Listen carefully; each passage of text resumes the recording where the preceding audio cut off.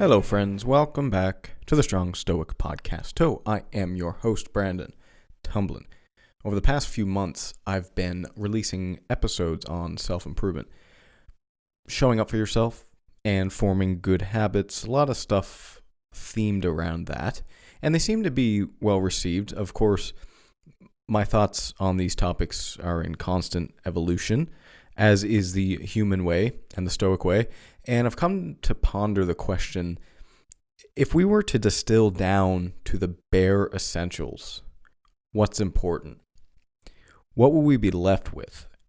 And I don't even mean in terms of values, though that's really important as well. I simply mean what defines the spirit of individuals that allows those individuals to transcend the evil and incompetence of our current insufficient condition. If you want to support this podcast, you can join my patrons, there you go. You can join me there at Patreon, and you get some goodies there. You get early access to the episodes as they come out, and you get transcripts of the episodes, and you get to get the premium version of my Substack as well, which is my newsletter. You can sign up for that for free on Substack, and also my articles are on Medium and the Stoic Gym. Let's talk about the importance of values first. Before I get into what I was talking about in the intro, it should go without saying, but you absolutely need some values. This is important to stress in today's world because there are some who think that we can all simply accept each other's philosophies and ways of life, or that one way of life can't possibly be better than another's. I think this is a very naive way of looking at the world and looking at humanity. What if, for example, your philosophy was one of peace and mine was one of violence? Would you be willing to accept my ways if I were to impose violence upon you, even though your ways are one of peace? It's a very simplistic way of thinking about things when we think that we can all just live together in peace despite our different ideas on how to live. That's not always true. There have, after all, been many groups in history that have lived with the imperialism ethos. World War I was all about conquest, after all. World War II was partially so. Prior to that, go back to Genghis Khan, who raped and pillaged most of the world for conquest. It would be very hard to reason with these people and say, hey, listen, we all share in the divine. Why don't you respect me and I'll respect you, and we can live in peace together? Because that's not what they were fundamentally about. It's simply not the case that we should accept all ways of life as being equally as good, particularly morally speaking. And when people say that, what they mean is that we deem each other as having a fundamental value and respect each other's ways of life. In other words, in order for us to accept and let each other live our lives, we first must agree on that premise. Now, what you are essentially saying is that we all must have a similar high-level value of mutual respect, and that is included in our way of life. Certainly, as I mentioned, many groups in history have not held that view, that we are all inherently equal, that we all have mutual respect. Not all groups in history have had that view, so let's not take that for granted, that that's in the West predominantly how we feel about each other, even in the world. We should all have the freedom to choose how we live up to a certain point. Only if we all agree on the higher level way of life, which is really what law and order is. That kind of sets the standard for the minimum principles that we have to live by in order for us to live together. For example, if you wish to knit all day on Sunday, 12-hour day knitting on Sunday, that's your decision. You can choose to do that, and you should have the freedom to do that. If you wish to worship the tree in your backyard, that's your decision. You can do that all day, all week, all of the time. It's really up to you. If you wish to rid the world of a particular race, no. Sorry, that's not okay.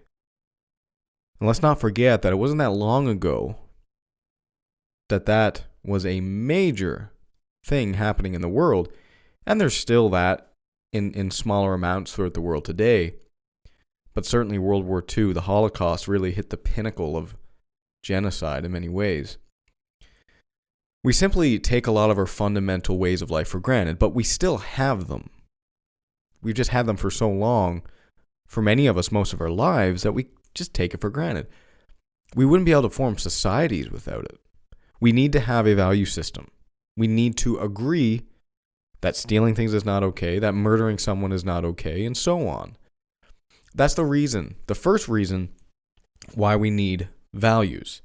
We couldn't live amongst each other otherwise. And we are fundamentally pro-social beings, so we do want to live amongst each other. However, the second reason is more individualistic. Put simply, we all would rather become better than we are today.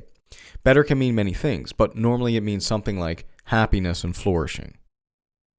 It doesn't necessarily mean making more money or changing your external circumstances at all. It can simply mean changing your internal circumstances.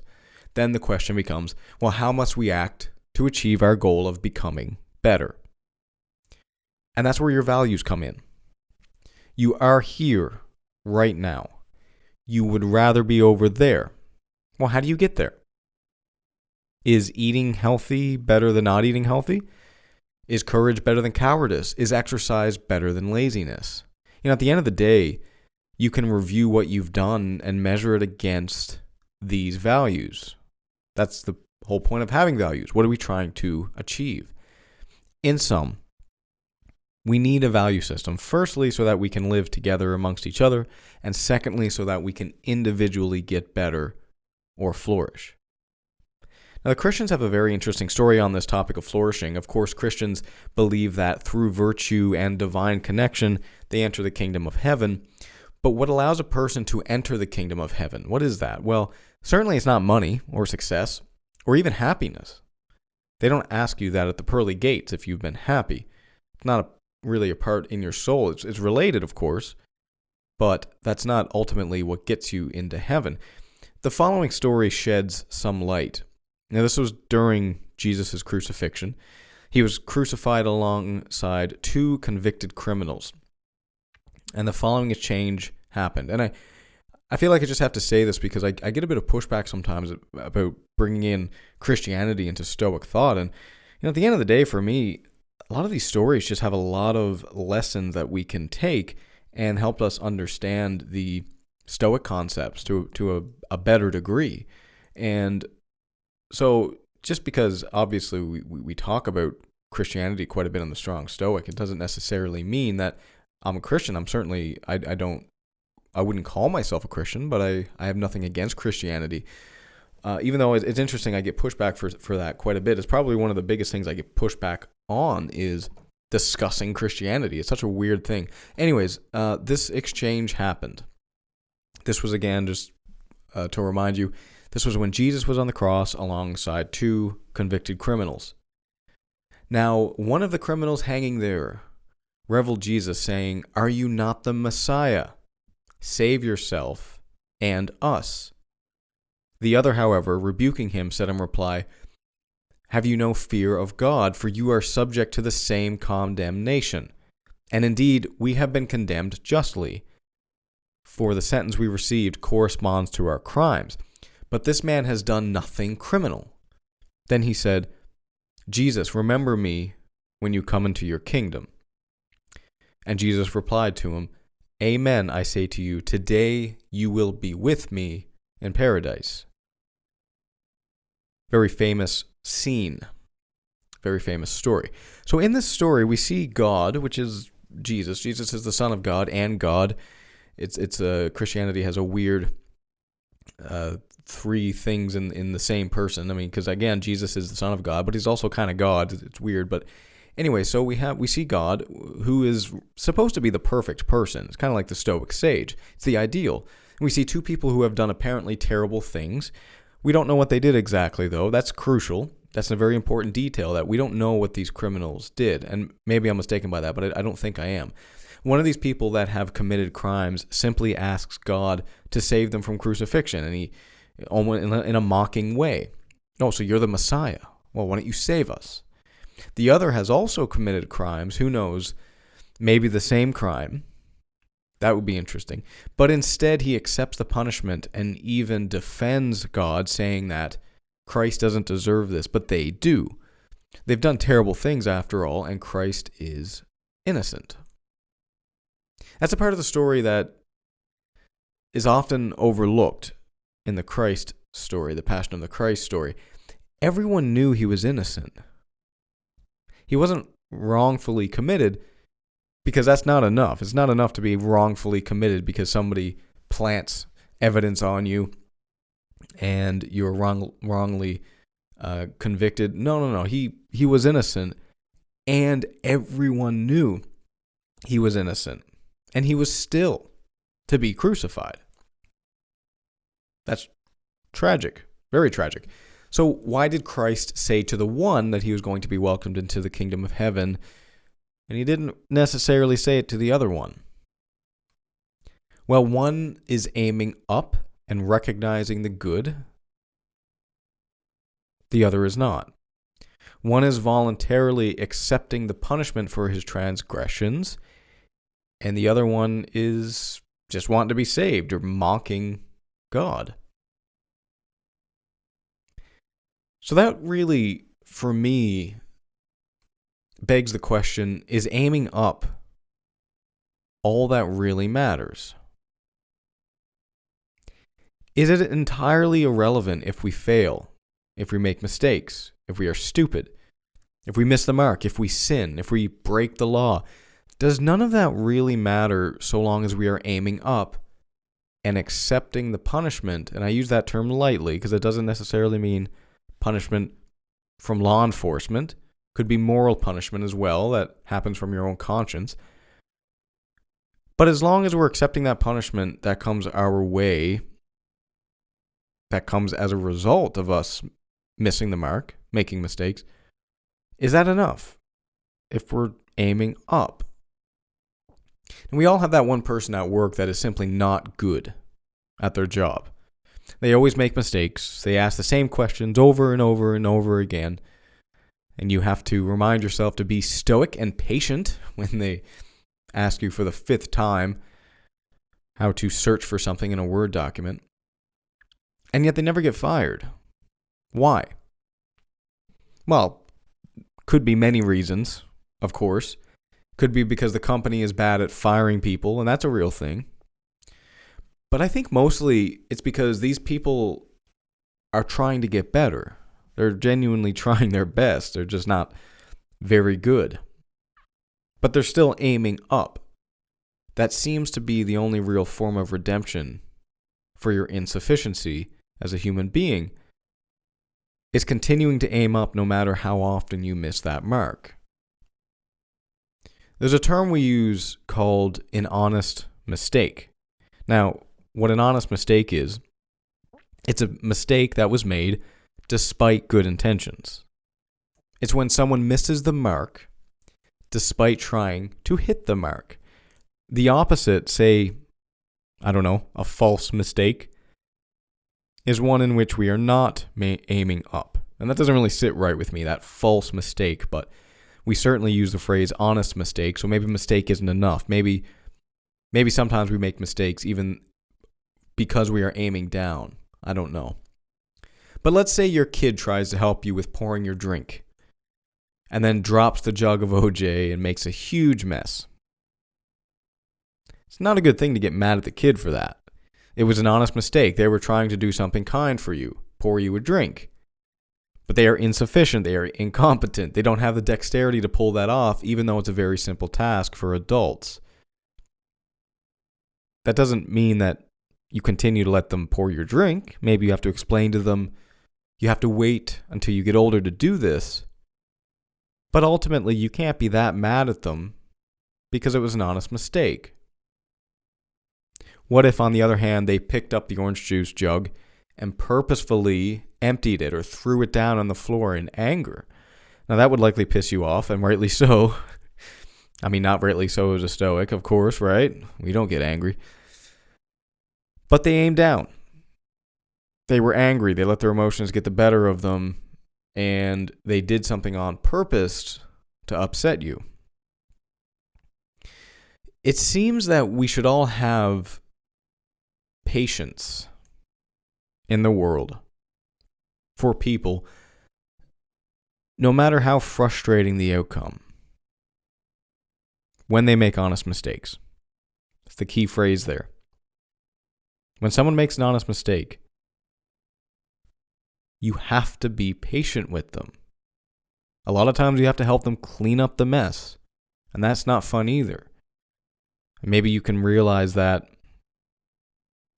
well, it's not going to be that much longer before you too make a mess. The outcome sucks sometimes. Sometimes you got juice on the floor, man.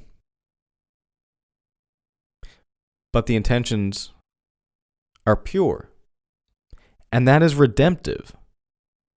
However, what we don't have patience for, none of us, it seems to me, is when people purposefully aim down. When people purposefully cause damage. That's something psychologists call malevolence. That's not to say that you should get pissed off and yell at people who aim down. Certainly that's not the Stoic way, but they should certainly be served justice, and we should definitely recognize the difference between an honest mistake and aiming down. There's a lyric from a Jason Mraz song, which is called I Won't Give Up. I'd love to mention it here. So, here we go. I'm not going to sing it. Don't get excited. I do sing, though, by the way. I am a musician and I do sing, but no, I'm not singing with no backup music on my podcast. Here we go. I won't give up on us, even if the skies get rough. I'm giving you all my love. I'm still looking up. So I think about that a lot, that last lyric in particular. I'm still looking up. It's like shit's going to hit the fan. Shit's going to get bad. Going to make mistakes. Hopefully they're honest mistakes. What do? You continue to look up. We all have different starting points in life. Some of us were born into wealth, others poverty. Some of us have had great parents, others abusive. Some of us have many people that believe in us and have believed in us. Others have no one, never had. Now that starting point in life, it's not fair.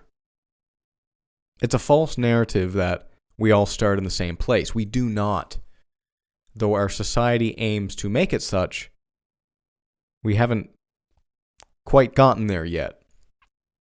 However, the starting point, maybe that really doesn't matter at the end of the day. Maybe what matters is that you aim up despite wherever you are right now. Maybe what matters is that you have good intentions, that you mean well, despite how many times you spill the OJ. And that's no easy thing. It's not hard to let your failures and perhaps terrible starting point in life embitter you. But if you continue to aim up, using the wisdom gained from all of your failures to make yourself better, and you fully engage voluntarily in that process of death and rebirth, of self-improvement, of truth, of logos, well, that is what allows you redemption, no matter where you started, or no matter how insufficient you currently are. Thank you for listening. I hope you enjoyed this episode. If you're new here, episodes every Tuesday and Thursday. Consider leaving a rating and review. I would appreciate a 5-star review. It really does help out the podcast so much, and I haven't been asking for that. But please consider leaving a 5-star rating and review. It helps out the podcast so much. Not going to bug you anymore. Thanks again, guys. Cheers until next time.